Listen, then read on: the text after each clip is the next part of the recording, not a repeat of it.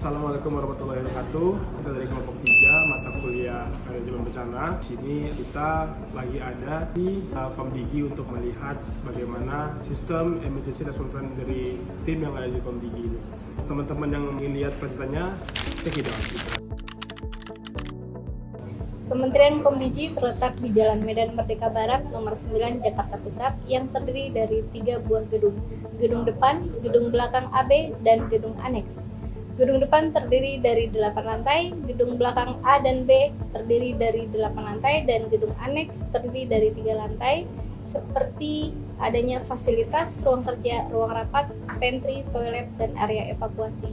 Adapun visi Kementerian Komunikasi dan Digital adalah transformasi digital bermakna menuju kedaulatan dan kemandirian digital Indonesia dalam rangka mewujudkan Asia Cita. Kami menerapkan standar keselamatan kerja untuk menjaga kenyamanan dan keamanan semua pegawai, tamu maupun stakeholder.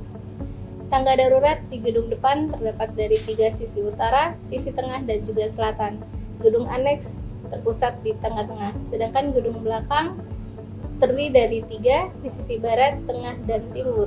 Untuk gedung B terdiri dari sisi utara dan tengah.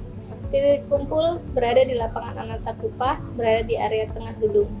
Kementerian Komdigi selalu meningkatkan layanan keselamatan dan kesehatan kerja. Beberapa program yang telah dilaksanakan yaitu pembentukan tim tanggap darurat, penambahan sarana dan prasarana keselamatan, seperti diantaranya fire blanket di setiap lantai, kotak P3K, penambahan APAR, dan juga baju tahan api. Kegiatan sosialisasi dan simulasi tanggap darurat bencana dilaksanakan 2 kali dalam 1 tahun dengan mengundang seluruh satker yang ada di Indonesia dan melibatkan instansi terkait. Yang keempat, pemutaran video safety induction di setiap ruang rapat dan juga adanya keterlibatan reception dalam memberikan instruksi safety induction keselamatan di gedung Komdigi. Selanjutnya, kita akan membahas terkait bahaya keselamatan di sektor perkantoran di salah satu instansi pemerintah di Provinsi DKI Jakarta. Bahaya keselamatan yang ditemukan di sektor perkantoran umumnya terdapat 4 hal, diantaranya yang pertama bahaya kelistrikan, di mana bahaya kelistrikan dijumpai dari berbagai equipment atau perangkat elektronik dan perangkat penunjang lainnya, seperti terminal tambahan dan berbagai komponen lainnya yang punya potensi terhadap apakah komponen dari kelistrikan itu memiliki sistem perkabelan yang sobek dan lain sebagainya. Yang kedua adalah bahaya yang sifatnya substansial flammable risk, di mana bahaya ini ditemukan dari berbagai equipment kelistrikan juga, salah satunya seperti panel listrik, perangkat elektronik, dan juga berbagai bahan yang mudah terbakar di sekitar dari sektor perkantoran seperti kertas, kardus, dan lain sebagainya. Tidak hanya itu, bahaya yang ketiga yang dapat dijumpai itu adalah bahaya terkait bahaya mekanik, di mana bahaya mekanik sendiri salah satunya ditemukan dari penggunaan generator set atau genset di sektor perkantoran, khususnya di instansi pemerintah DKI Jakarta. Dan bahaya yang tidak kalah penting dan tidak kalah perlu diperhatikan lebih lanjut oleh stakeholder ataupun instansi pemerintah, yaitu adalah bahaya terhadap keadaan emergency response atau keadaan darurat, di mana dalam kondisi tersebut Indonesia yang merupakan negara yang berada di area cincin api memiliki potensi gunung berapi yang bisa men-triggering munculnya gempa bumi di sektor-sektor tersebut. Tidak hanya itu, Indonesia di sektor pemerintahan juga memiliki gedung-gedung yang tinggi menjulang, yang mana ketika itu tidak dimitigasi dan terjadi gempa bumi, maka akan membahayakan dan mencederai para karyawan ataupun pekerja di gedung tersebut. Oleh karena itu, kita perlu mempelajari dan mengetahui bagaimana implementasi manajemen bencana dan tanggap darurat di sektor pemerintahan, khususnya di instansi pemerintah Provinsi DKI Jakarta yang akan kita bahas dalam studi kasus ini. Terima kasih. Selanjutnya yaitu terkait dengan bahaya keselamatan kerja, yaitu long term effect for workers. Yang pertama ada bahaya faktor ergonomi, di mana kursi dan meja kerja di lokasi yang tempat kami melaksanakan survei, penyediaan kursinya itu tidak bersifat adjustable dan memastikan kondisi meja kerja tidak terdapat kondisi yang membahayakan pekerja. Yang kedua terkait dengan bahaya biologis, baik berupa virus, jamur, bakteri. Terdapat potensi penyebaran penyakit yang disebabkan oleh bakteri dan virus seperti demam tifoid, influenza, TBC, dan sebagainya. Yang ketiga terkait dengan faktor bahaya psikososial, yaitu budaya kerja dan pengorganisasian kerja. Hubungan antar atasan dan bawahan di sini dapat dilihat distribusi beban kerjanya dan mental kerjanya tidak merata, sehingga perlu dilakukan perbaikan, dan juga informasi job desk yang tidak jelas sehingga dapat menyebabkan faktor psikososial. Yang keempat, faktor bahaya fisik, yaitu dalam hal ini pencahayaan dan iklim kerja. Terdapat potensi menatap layar perangkat elektronik selama 8 jam kerja dan potensi ISBB dari area kerja yang tidak sesuai ketentuan. Yang kelima yaitu bahaya faktor kimia berupa debu dan ventilasi udara yang dapat berpotensi penyebaran debu akibat manajemen penempatan kurang dan kondisi sirkulasi udara yang buruk atau kurang. Demikian akan dilanjutkan oleh teman saya. Terima kasih. SK Tim Tanggap Darurat Kementerian Komunikasi dan Digital 2026 merujuk pada Keputusan Kepala Biro Umum Kementerian Komunikasi dan Digital Nomor 7 Tahun 2026 yang ditetapkan pada tanggal 13 Maret 2026. SK ini menjadi dasar pembentukan tim tanggap darurat sebagai upaya meningkatkan kesiapsiagaan dan penanganan keadaan darurat secara cepat, tepat, aman, dan terkoordinasi di lingkungan kerja. Pembentukan tim ini didasarkan pada fondasi hukum yang kuat mulai dari Undang-Undang Nomor 1 Tahun 1970 tentang Keselamatan Kerja, Undang-Undang Nomor 13 Tahun 2003 tentang Ketenagakerjaan, Peraturan Pemerintah Nomor 50 Tahun 2012 tentang penerapan SMK 3 serta regulasi lainnya yang terkait.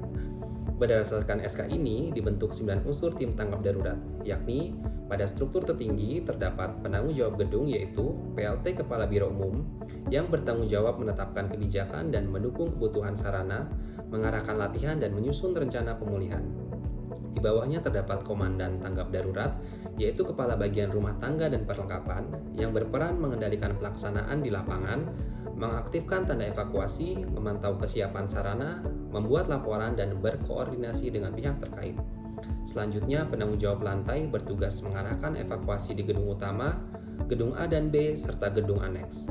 Tim ini memastikan jalur evakuasi aman, menutup jalur terlarang, memastikan lantai kosong, serta melaporkan jumlah orang dan kondisi kepada Komandan Tanggap Darurat. Selanjutnya, petugas peringatan bahaya yang berperan dalam mendeteksi potensi darurat, mengaktifkan alarm atau media peringatan, serta menonaktifkan lift saat darurat. Untuk penanganan kebakaran, tim petugas kebakaran yang terdiri dari peran hidran, apar, dan pendukung bertugas melakukan pemadaman awal secara aman, selamat, dan efektif. Selanjutnya, petugas P3K memberikan pertolongan pertama kepada korban dan melaporkan kebutuhan medis lanjutan. Tugas evakuasi penyelamatan koordinator Angga Zulfahla. Nyisir gedung untuk memastikan tidak ada korban tertinggal. Tugas logistik dengan koordinator Vina Yuliastuti menjamin pasokan kebutuhan darurat seperti makanan dan pakaian.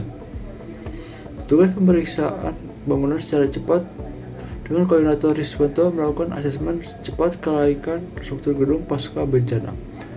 SK nomor 7 tahun 2006 ini merupakan langkah nyata pemerintah dalam menciptakan lingkungan kerja perkantoran aman, selamat, dan siap menghadapi krisis.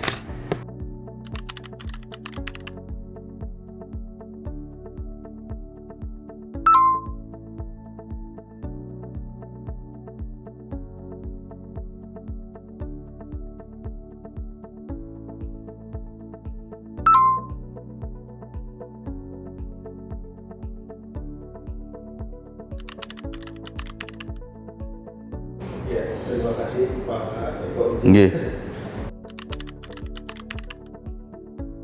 Kalau keterlibatan pekerja untuk yang tim ya, tim tanggap darurat itu tim tanggap darurat ini terdiri dari ASN. Satu terdiri dari ASN, dua terdiri dari tim security, yang ketiga itu dari tim klinik ya. Klinik juga banyak yang ASN juga. Jadi untuk yang tim melakukan pemandu pada saat terjadi bencana, entah itu kebakaran atau gempa, itu dilaksanakan oleh tim security. Tim security yang pertama kali akan melakukan pelaporan kepada saya selaku komandan, kemudian saya meminta untuk tim security untuk segera melakukan proses evakuasi, melakukan pemanduan evakuasi ASN ke tempat titik temu evakuasi, kemudian dari tim klinik itu nanti yang akan melakukan proses apabila ada yang luka atau ada yang membutuhkan pertolongan. Kemudian dari tim security pula yang nanti akan melakukan pelaporan kepada komandan atau kepada saya terkait dengan jumlah ASN yang ada. Nah, di sini kami ini ya akhirnya merangkap-rangkap juga gitu ya. Kami selaku ASN, kami juga di anggota tim darurat, jadi tidak ada personil khusus, jadi kami ini ASN ya masuk di dalam tim tanggap darurat ini gitu. Kami untuk 1 tahun itu minimal sekali untuk melakukan simulasi kebencanaan ya, baik kebakaran maupun gempa. Dan kami benar-benar coba untuk sereal mungkin gitu, karena kalau kami coba menghayati sereal mungkin apabila itu kita udah siap. Jadi ya kemarin itu kita ulang-ulang ya, sampai kita ulang-ulang kalau misalkan terjadi seperti ini, enggak kayak gini harusnya, ini seperti ini, kita ulang lagi gitu. Tapi masih dalam lingkup yang kecil. Suatu saat saya pernah bicara dengan Bu Vina juga, suatu saat kita akan buat simulasi itu benar-benar real, kita buat alarm itu hidup gitu ya, kita turunkan seluruh ASN gitu. Jadi supaya mereka juga termemori, saya dulu di gedung Serta Pesona juga pernah dibikin simulasi seperti itu. Saat ini untuk yang identifikasi kebencanaan, kami identifikasinya itu 3 ya, kebakaran, gempa, kemudian huru-hara. Nah, huru-hara ini terutama tahun kemarin nih, bulan September ya, ingat banget kita, itu menjadi concern kami. Dan mitigasi yang pertama adalah kami lakukan komunikasi dengan security kami. Kemudian kami bersama security berkoordinasi dengan pihak keamanan, Koramil, kemudian kepolisian gitu ya, dan kami direspon untuk itu. Pada saat itu kantor kami benar-benar dijaga oleh satuan keamanan dari TNI. Itu yang pengalaman yang bisa saya sampaikan gitu ya. Identifikasi dan mitigasinya seperti itu. Nah, yang terkait dengan gempa, mitigasi kami lakukan simulasi sih ya, untuk yang mitigasi kami untuk lakukan gempa, kebakaran juga. Dan memang tahun kemarin kita kayaknya tahun kemarin atau 2024 lupa saya, pernah terjadi kebakaran sih di lantai 8, dan tapi itu sudah dilakukan penanganannya. Di kami untuk infrastruktur alarm, kami ada infrastruktur alarm, dan kami selalu simulasikan itu untuk melihat apakah alarm ini benar-benar berfungsi atau tidak di gedung ini. Satu-satunya cara kami itu sharing season. Kami lakukan sharing season karena kami sekarang ini susah untuk mengumpulkan secara face to face. Jadi kami sekarang lakukan secara online terhadap penanganan bencana. Jadi kami melakukan pertemuan gitu, sharing session kepada teman-teman apabila terjadi bencana seperti ini ya, penanganannya seperti ini, apa yang harus kami lakukan, misalkan tata cara evakuasi, jalur mana yang harus ditempuh. Kalau misalkan di gedung ini ya ada tangga darurat selatan, utara, dan tangga darurat di tengah, dan kami benar-benar melarang untuk menggunakan lift gitu ya, kemudian kami juga di internal kami lakukan pengecekan terhadap infrastruktur seperti lampu darurat segala macam. Nah, itu yang kami lakukan. Jadi lebih kepada memberikan wawasan kepada teman-teman sih, Kalau untuk simulasi, sepertinya untuk simulasi kami, ya targetnya kami nanti akan kami lakukan simulasi secara bersama-sama dengan seluruh ASN yang ada di gedung Komdigi ini ya. Targetnya kami seperti itu, dan tentu kami nanti akan melihat waktu yang pas, karena jangan sampai kami lakukan simulasi kemudian benar-benar kaget dan ternyata itu mengganggu acara penting. Ya, misalkan dari pimpinan sedang ada acara penting, kami tidak melihat itu, nah itu malah nanti menjadi tidak bagus maksud dan tujuannya. Pertama, minim korban. Itu pastilah ya, minim korban. Mau apalagi mohon maaf sampai korban jiwa gitu. Itu yang benar-benar kita hindari. Kemudian korban luka. Kemudian luka pun juga kategori luka berat, luka ringan. Itu minimnya targetnya adalah minim angka itu ya. Kemudian yang berikutnya ya, karena minim angka itu ya pengennya seluruh ASN apabila pada saat kejadian selamat, semuanya selamat. Terus yang berikutnya tidak trauma. Itu penting.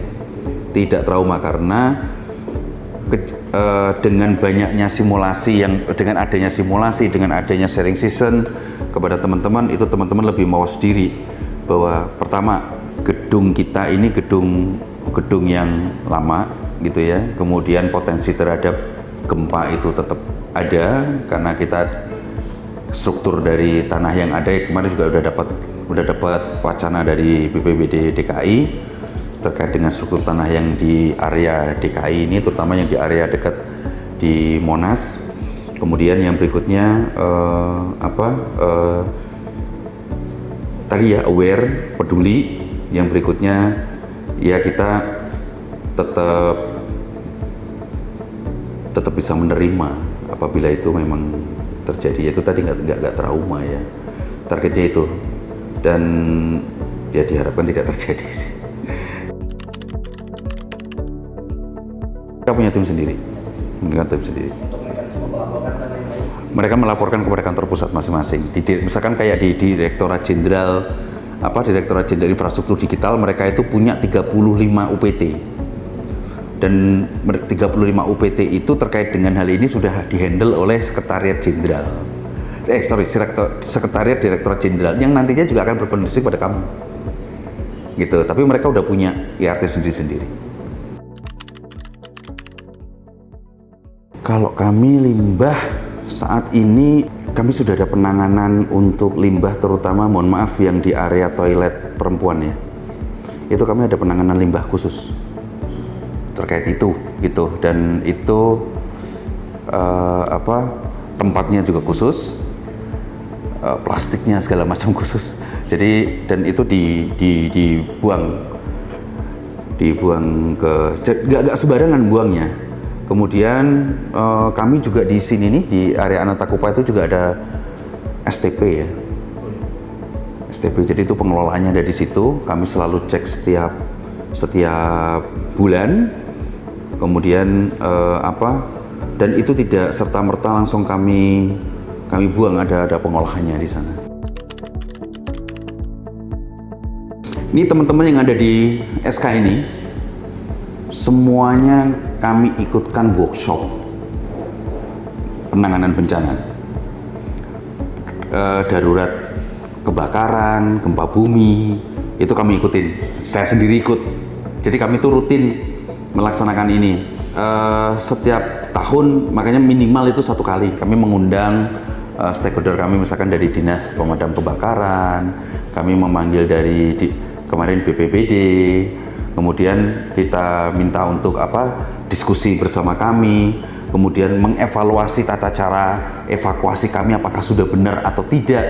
Nama-nama yang tertera di dalam tim ini selalu ikut. Ya, harapan kami dari tim tanggap darurat ini, yang pertama adalah bahwa tim ini benar-benar dapat menjadi tim yang benar-benar bekerja ya pada saat terjadi bencana. Tapi yang lebih penting lagi bagi saya tim ini bisa memberikan edukasi kepada teman-teman yang lain. Berikan edukasi, kemudian tahu apa yang harus dilakukan seperti tadi yang Mas sampaikan ya. Tidak hanya di proses pada saat penanganan bencana, tapi afternya, misalkan apabila terjadi korban bencana, bagaimana mobilisasi teman-teman yang terkena bencana ini kan tidak mungkin di klinik kami, misalkan ke rumah sakit, bagaimana handlingnya, penanganannya, sedangkan ambulan cuma satu gitu ya, bagaimana ini, apakah dibawa yang tercepat ya, atau yang terdekat. Harapannya saya dengan adanya tim ini, kami lebih aware terhadap bencana, kemudian memberikan edukasi dan sharing wawasan kepada teman-teman bahwa mau nggak mau, suka nggak suka, kita harus belajar terhadap penanganan bencana. Mau nggak mau, karena ya kita harus siap apapun yang terjadi. Mungkin tidak terjadi di kantor ini, tapi mungkin terjadi di rumah, dan kita bisa memberikan informasi itu kepada keluarga kita gitu, apa yang harus dilakukan apabila terjadi gempa pada saat kita di rumah, atau mungkin pada saat kita di area yang lain. Mereka harus siap, anak-anak kita, istri kita, suami kita, itu kita harus siap. Terkait yang kita amati, jadi mereka sudah menerapkan siklus manajemen tanggap darurat di tempat kerja, di mana mereka sudah menerapkan proses mitigasi, kesiapsiagaan, preparedness, kemudian respon, dan juga recovery. Jadi pada sisi mitigasi, mereka sudah berupaya untuk meminimalkan risiko sebelum keadaan darurat itu terjadi. Misalkan di gedung sudah didesain dengan memiliki sistem sprinkler, kemudian juga kondisi dinding juga desainnya sudah memiliki dengan dinding yang tahan api. Kemudian dari sisi preparedness sendiri, mereka sudah melakukan penyusunan rencana tanggap darurat, kemudian menyediakan peralatan tanggap darurat, dan juga melakukan simulasi atau drill. Kemudian dari sisi respon, mereka melakukan tindakan langsung saat krisis atau kondisi emergensi untuk menyelamatkan nyawa maupun aset dari instansi tersebut. Kemudian untuk proses recovery sendiri, mereka sudah menerapkan proses untuk recovery ke operasi normal setelah misalkan kejadian emergensi dinyatakan aman. Kemudian ada beberapa fasilitas pendukung emergensi di instansi.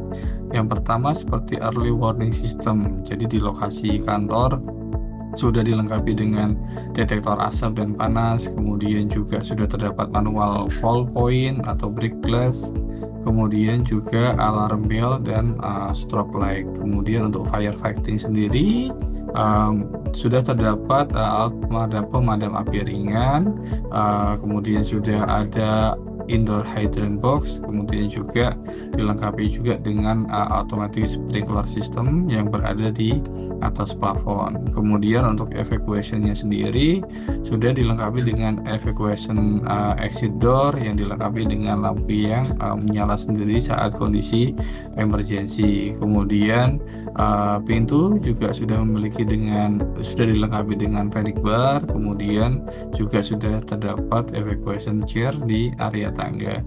Kemudian dari sisi pertolongan pertama sendiri sudah terdapat kotak P3K di dinding koridor dan juga tandu darurat atau spanboard. Kemudian untuk mendukung aktivitas komunikasi saat terjadi kondisi gawat darurat sudah dilengkapi dengan PA address system, kemudian juga sudah ada intercom di dekat area tangga darurat. Kemudian dari instansi ini mereka juga sudah melakukan emergency response drill dan menghimbau untuk karyawannya untuk melakukan emergency response drill dengan step-step seperti saat mendengarkan alarm diharapkan karyawan tetap tenang, kemudian dihimbau untuk segera meninggalkan ruangan dan hanya membawa barang-barang yang esensial aja atau mungkin barang-barang yang ringan. Kemudian segera menuju akses keluar menggunakan tangga darurat dan dihimbau untuk menggunakan akses sebelah kiri dan memegang handrail, dan karena untuk sisi kanan bisa dipakai oleh petugas emergency response team. Kemudian sesampainya di titik kumpul atau assembly point dilakukan roll call, jadi melakukan pelaporan diri ke warden untuk memastikan bahwa yang bersangkutan sudah dalam kondisi yang aman. Kemudian emergency response team dari instansi ini dia juga menghimbau kepada karyawan agar tetap jangan panik saat terjadi kondisi emergency. Kemudian juga hanya membawa barang yang ringan dan tidak membawa barang yang berat yang akan mengganggu proses evakuasi, dan juga dihimbau tidak menggunakan elevator atau lift saat terjadinya kondisi emergensi seperti gempa ataupun kebakaran. Pada kesempatan ini saya akan menyampaikan analisis SWOT terhadap emergency response prosedur. Analisis ini dilakukan untuk mengidentifikasi kekuatan, kelemahan, peluang, dan ancaman dalam penerapan emergency response prosedur.